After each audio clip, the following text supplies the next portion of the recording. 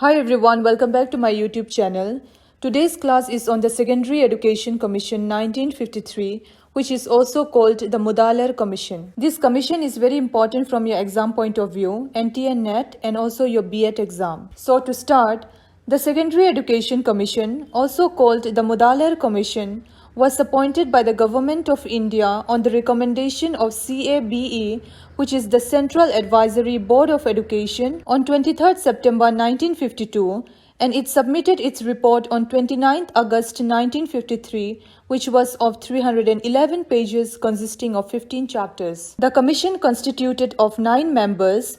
Dr. Lakshman Swami Mudaliar, who was the then Vice-Chancellor of Madras University, was the chairman of this commission. Other members were John Christie, Rust Williams, Hansa Mehta, J.A. Taraporewala, K.L. Srimali, S.M.S. Chari, K.G. Sayadan, and A.N. Basu. So these members prepared a questionnaire dealing with the various aspects of education and gave it to large number of educationists, administrators, teachers and experts in the field. The members also took an extensive tour to various parts of India and conducted interviews to know the various problems in secondary education. Thus, based on their study, they found out the various loopholes, defects in the secondary education system. Now, these defects in the secondary education system means all the issues, defects that they were there in the whole system of secondary education before the Mudaliar Commission. As we can see, the education was not focused on the personality development,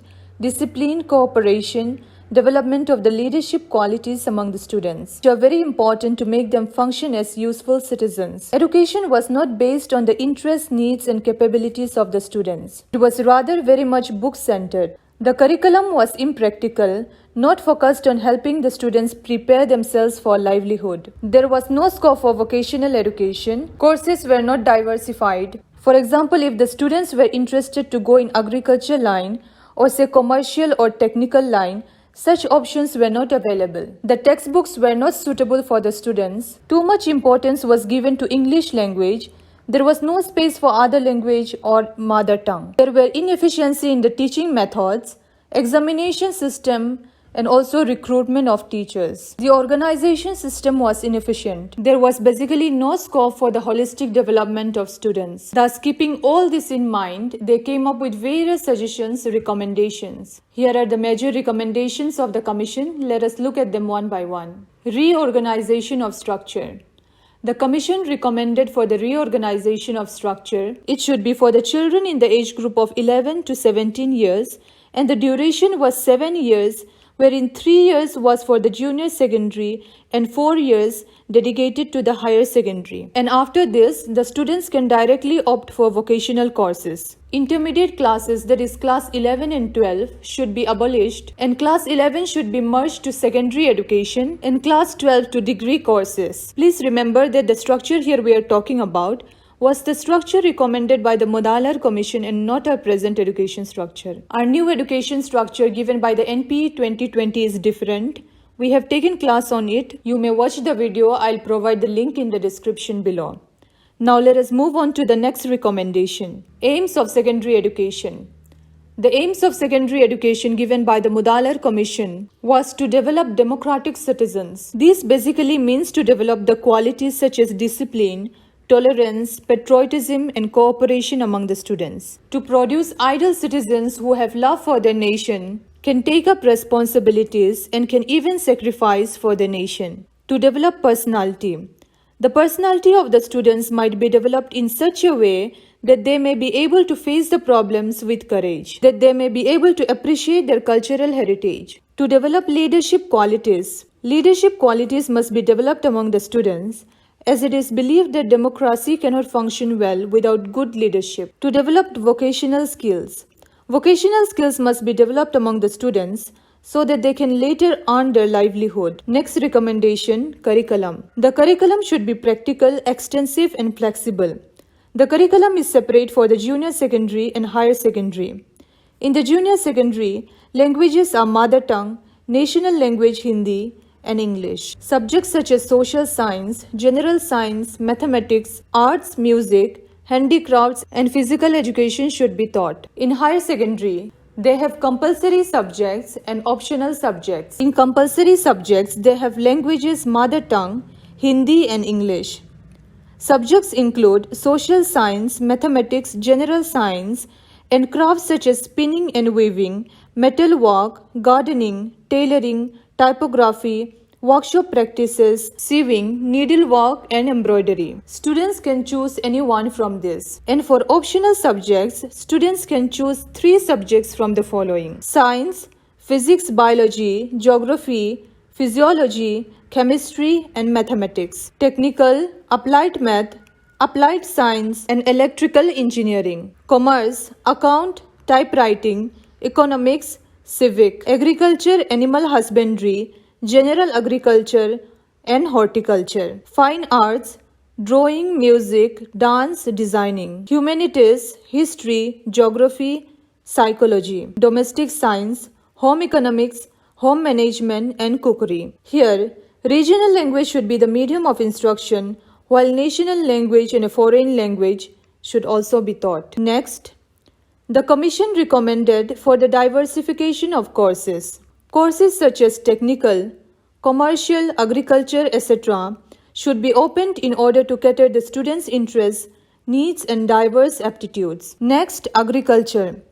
Since agriculture is the most important industry of the country, providing employment to majority of the population, the Commission recommended that states should provide opportunities for agricultural education in rural schools so that more students may take to it and adopt it as their vocation. With agriculture, other allied subjects like horticulture and animal husbandry should be closely integrated. Teaching should be so planned so as to bring out its scientific aspects properly so that people may gain adequate knowledge of the allied sciences of botany, climatology, the nature of the soils and seeds, and the different pests that affect agricultural plants. Next, technical education.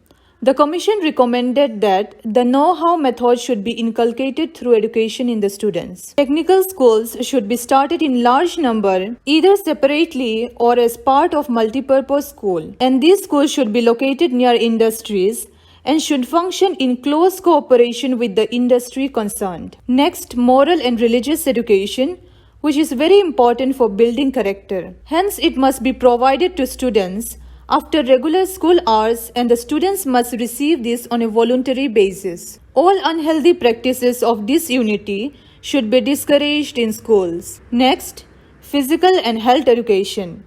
A proper organized school medical service should be built up in all states, and physical activities should be made to suit the individual and his or her capacity for physical endurance. Next, guidance and counseling. The Commission recommended that Educational and Vocational Guidance Bureau should be established in every province. To conduct this service, career masters and guidance officers should be appointed. Central government should organize training programs for career masters and guidance officers. Next, textbooks. The Commission recommended to stop frequent changes of books. Central and state government should maintain libraries for improving book illustrations. Books must not include any statement that offend any religion or social ideology. And to improve the quality of education, a high-powered textbook committee should be constituted. Next recommendation, methods of teaching. The methods of teaching should be such that it helps the students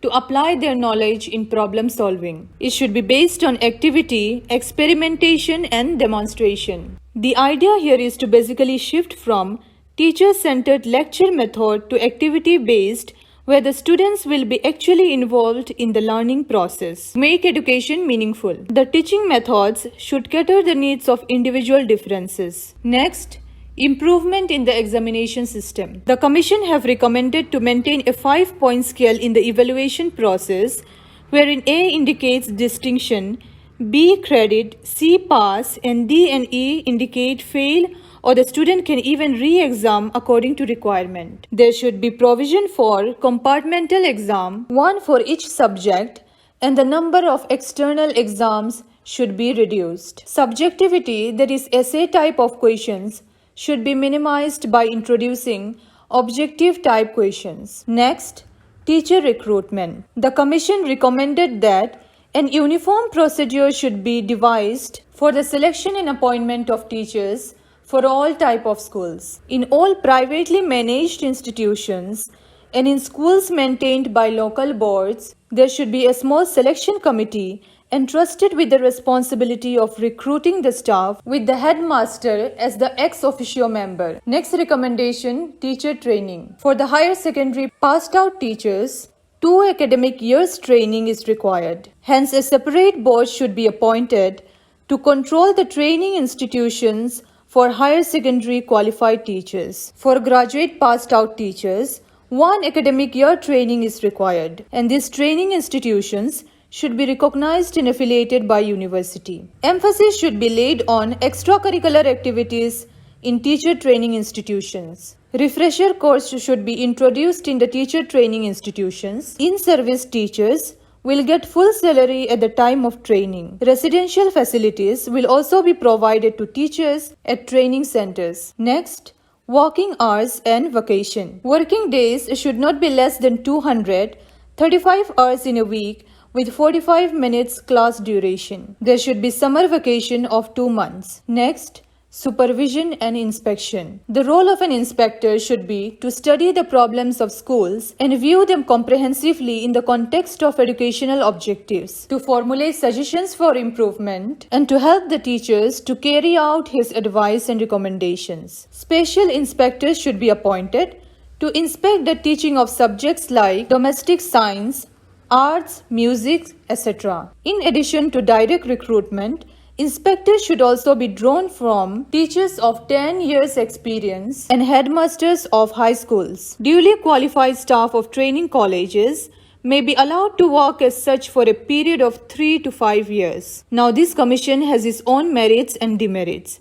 If we look at the merits, the Commission has recommended to make its education child-centered. Learning here is activity-based. Vocationalization of education was started by this Commission. It introduced diverse courses in the curriculum. It laid emphasis on the development of personality, discipline, cooperation, and leadership. As we have discussed, this Commission stressed on agriculture and technical education and recommended to bring an improvement in teachers' position. If we look at the demerits, the curriculum that they have recommended creates an overburden on the student. And even though regional language was the medium of instruction, English was still compulsory. The Commission have not given any suggestion regarding women education. It is said that since their suggestion was given in haste urgency, loopholes still exist. So that was all on Mudaliar Commission. I hope you liked the video. Please let me know in the comment section if you want more videos on the various educational commissions, schemes and policies. And also please remember to like, subscribe and share.